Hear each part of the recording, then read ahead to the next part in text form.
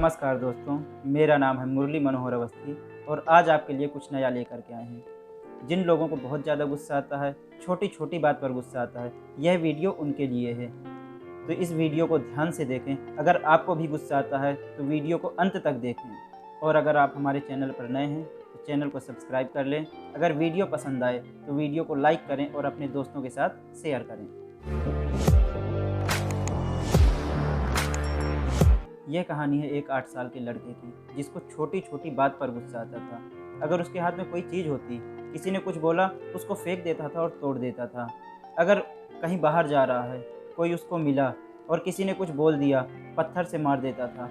लोग उसके घर पे आते थे शिकायत करने के लिए और जब शिकायत करते समय उसके माता पिता को कुछ बोलते तो उसके माता पिता को बहुत तकलीफ़ होती थी और वह अपने बेटे को समझाते थे कि बेटा ऐसा नहीं करना चाहिए, लेकिन वह किसी की बात सुनने को तैयार नहीं था, क्योंकि उसे गुस्सा करने में, तोड़ फोड़ करने में बहुत ही आनंद आने लग गया था। एक दिन उनके घर पे एक संत जी आए और उन्होंने उन संत जी से अपनी सारी बात कही, अपने बेटे के बारे में सब कुछ बताया। संत जी ने कहा, आप लोग परेशान मत होइए, सब कुछ ठीक हो जाएगा। उन्होंने कहा कि यह किसी की बात नहीं सुनता, कुछ समझने को तैयार नहीं है, सब ठीक होगा कैसे।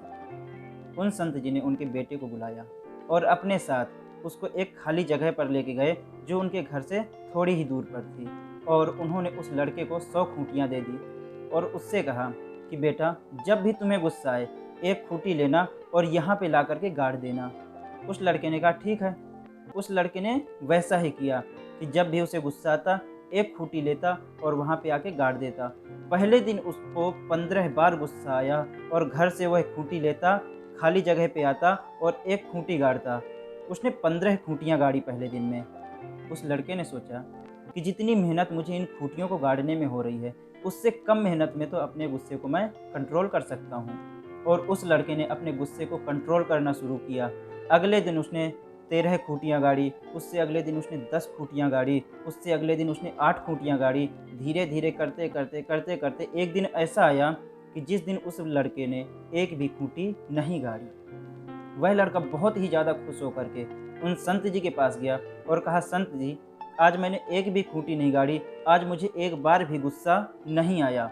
संत जी ने कहा, बेटा, अभी काम पूरा नहीं हुआ। उसको उस जगह पर वापस लेके गए और कहा, बेटा देखो, इतनी खूंटियाँ तुमने गाड़ी हैं, तो अब तुम्हें अपने गुस्से को कंट्रोल करके जिस दिन तुम्हें बिल्कुल गुस्सा नहीं आए उस दिन तुम्हें एक खूंटी उखाड़ देनी है।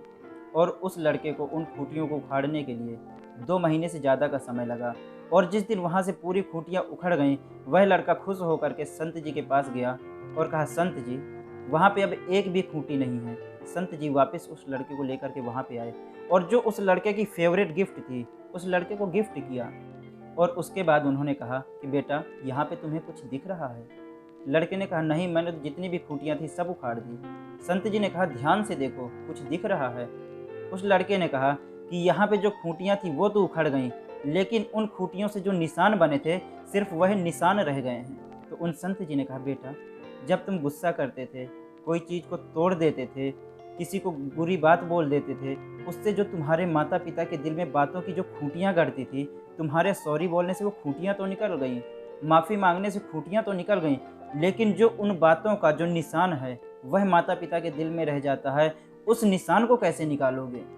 उस लड़के को यह बात समझ में आ गई और दौड़ता हुआ अपने माता पिता के पास गया और जाकर के रोने लगा, उनके चरणों में गिर पड़ा और बोला कि आज के बाद मैं कभी गुस्सा नहीं करूंगा, आज तक मुझसे जो भी गलतियां हुई हैं उनको क्षमा कर दीजिए।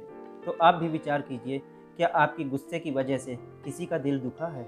अगर किसी का दिल दुखा है तो आप भले ही उससे कितनी भी माफ़ी मांग लो, लेकिन उस निशान को नहीं मिटा सकते।